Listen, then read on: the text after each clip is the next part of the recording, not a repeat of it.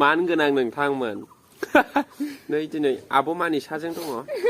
आब' मानिसा आं दिनै पार्कआव माने सुटिं लाफैदों गावरेमा बिथांबो दं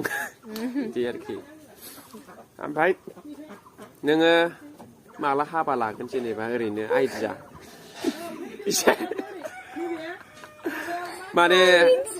नोंथां मानिसाथ' हारसिं थाबाय थानाय नङाना हाबाखौ लागोन माला लागोन जेनेबा ओरैनो आइडिया माने हमनानै नोंथाङा एसे खोन्थादोब्रा रायजो राजानो माने नोङो जेनेबा बिसिबां सनफ्राव हाबा जाहैनो गोसो जायो हाबाखौनो आङो गोसोआवनो गैया आं हाबाखौनो जागोन ना जाया मिन्थियानो आयु नायनोसै समजों लोगोसे मा जायो दाबोथ' माने जोंना मानिसा बिथाङा दाबो हाबानि खोथाखौ साना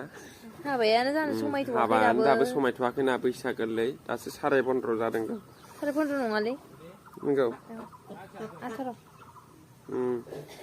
6-7 बोसोरसो थाबावगोन आरोखि ना 6-7 बोसोरल' थायाहाय 10 बोसोर 10 बोसोर थाबावगोन आयु 10 बोसोरल' थायादां आयु 10 बोसोर माबायाव लादो नोङो 2030 आव लायदो दा 2023 जाबाय नालाय नङा होमबा नोंलाय माला लागोन दादा आंना निरामिससोलै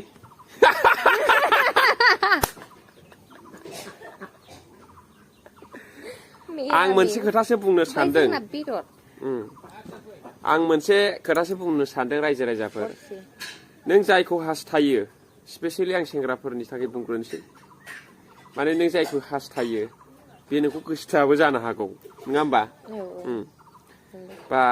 नों जेनेबा जोङो क्लास होनो क्लासआथ' गोसोथोखाया जेनेबा नङा होमबा जायआ फसाया बेखौसो क्लास होनो ना जेनेबा जाय सिख्लाया आंखौ फसाया आं बेखौ फसायो फाग्ला बायदि बेखौनो क्लास बुंनाय जायो दा बे क्लासखौ गोसोथोनायखौ बन्द' खालामनो नाङा आरोखि ना मा होनो माने मानसिनि गोसोआ मोनसे दोरोदलु गोसो नालाय माने दिनै आं जेखौ सानदों बे साननाया थाबाय थाया आरोखि सोलायलु संसार सोलायलु गोसो नंगौ नाङा नों मोनहैफ्लांनोबो हागौ सानसे नङा सानसे बिदि आरोखि सिख्लाफ्राबो बिदिनो खालामनांगौ फसायनायखौ फसायबाय थानांगौ फसायनो माने क्रास माने जायखौ फसायो माने बेखौ फसायबाय थानांगौ आरोखि नङा होमबा मिनिफ्लांबाय थायोहाय आंहा केमेरा नुबाथाय आंना मिनियो जै फट' लानो नागिरबाय मिनिखाबाय आं बे भिडिअ लाबाय मिनिफ्लांबाय थायो आङो बिदि आरोखि मिनिनायानो आंनि मा आदत जानानै थाबाय आदत जाबाय सर' हेबिट जानानै थाबाय खेबसे मिनिबावदो रा